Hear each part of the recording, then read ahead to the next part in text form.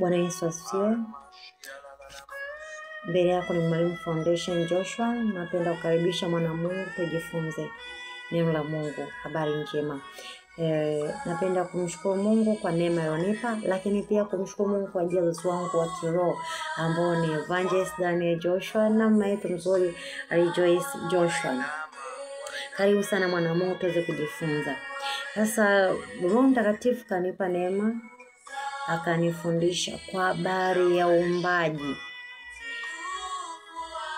Ukisoma Mwanzo sura ya kwanza mstari wa kwanza mpaka wa mwisho, hapo Biblia inaelezea namna gani Mungu alifanya uumbaji.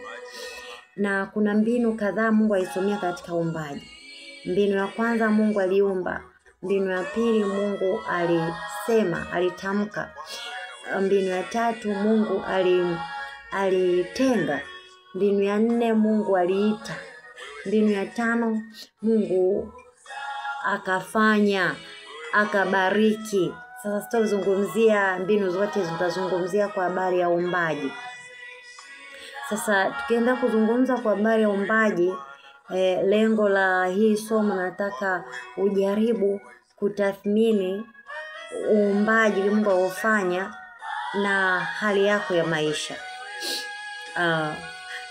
Ukiangalia katika Mwanzo sura ya kwanza, unakuta katika mstari wa kwanza neno linasema hapo mwanzo Mungu aliziumba mbingu na nchi. Ukienda mstari wa 21 anasema hivi, Mungu akaumba nyangumi na viumbe vingine vyote vya baharini. Mstari wa 28, Mungu akaumba mtu kwa mfano wake.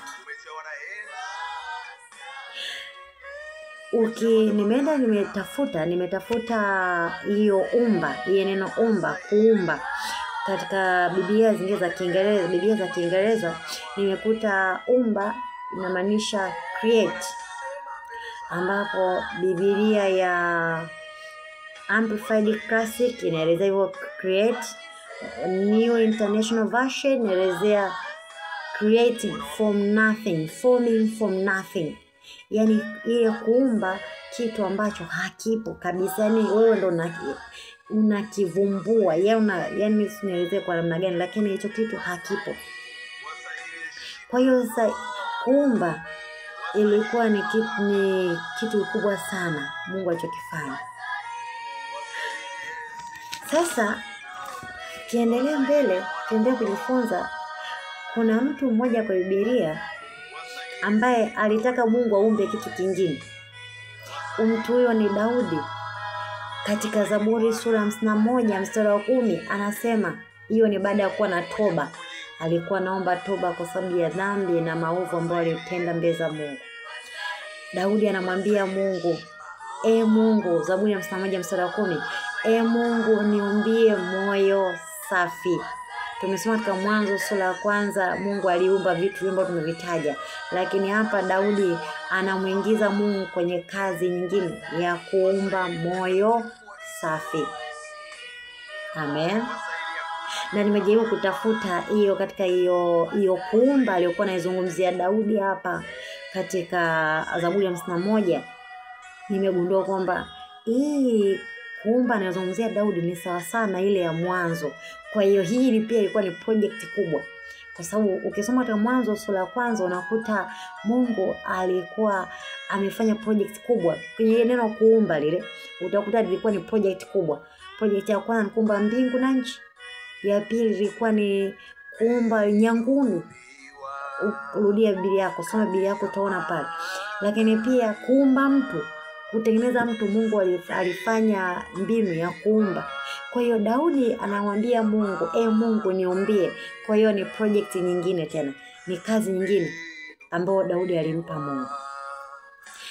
Hilo neno la create ya Zaburi ya 51 ni sawa sana ile ya Mwanzo, create.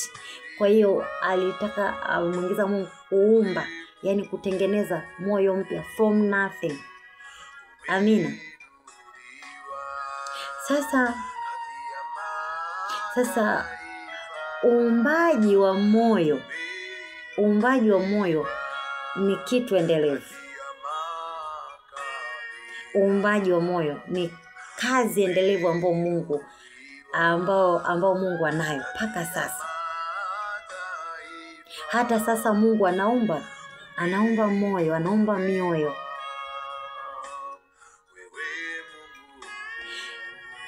Amina.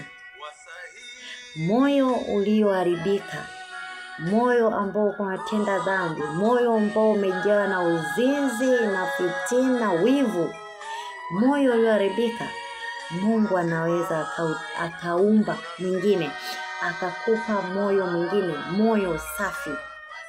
Ukisoma katika Yeremia sura 18 mstari wa 3 mpaka 4, hapo Mungu alikuwa anamwambia Yeremia kwamba aende kwenye nyumba ya mfinyanzi. Atamkuta mfinyanzi anatengeneza chombo. Sasa ninanukuu kidogo, nasoma. Na chombo kile alichokuwa nasoma mstari wa 4. Na chombo kile alichokuwa akifinyanga kilipoharibika mkononi mwake, yule mfinyanzi alikifanyiza tena kuwa chombo kingine. Amen. Hii ni habari njema, kwamba yule mfinyanzi alivyokuwa na finyanga kile chombo, ikitokea kimeharibika, huyo mfinyanzi alikuwa na kibomoa, anakitengeneza chombo kingine. Kondo hii kazi ambayo Mungu anatufanyia sisi watoto wake hapa duniani. Mungu anafanya kazi ya ufinyanzi, ya uumbaji. Chombo kilichoharibika, moyo ulioharibika, Mungu anautengeneza. Mungu anaufanya kuwa moyo mwingine safi kabisa. Sasa tukirudi pale kwa Daudi, unataka kujua kwamba Mungu aliutengeneza moyo wa Daudi. Ukisoma katika Samueli wa pili sura 11, unakuta kwanza mstari wa 2 kwenda mbele, unakuta Daudi alivyomtamani ule mke wa Uria.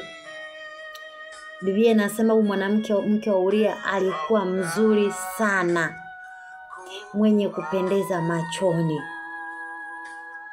Daudi alimtamani, akafanya yote, akamuua Uria, akafanya yote mpaka akaanguka naye kwenye uzinzi, kwenye uasherati, hata akapata ile mimba, akapata ujauzito yule mwanamke mke wa Uria.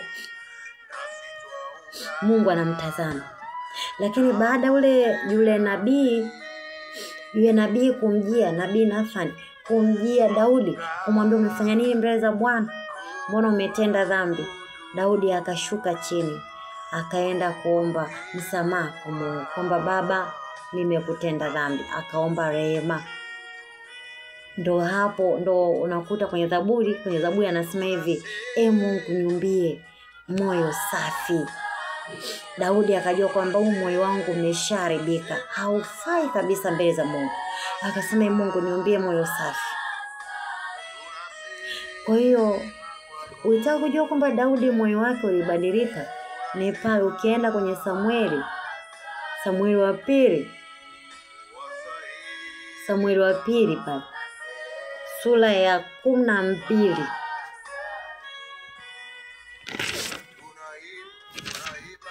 Samani kidogo. Samani sio Samueli wa pili, ni Wafalme wa kwanza. Wafalme wa kwanza sura ya 1 mstari wa 2 pale. Tunaona kwamba namna gani moyo wa Daudi ukawa umebadilishwa, yani akapewa moyo mpya. Ni pale ambapo limekuja jaribu kama lile, lakini Daudi wala hakutetereka.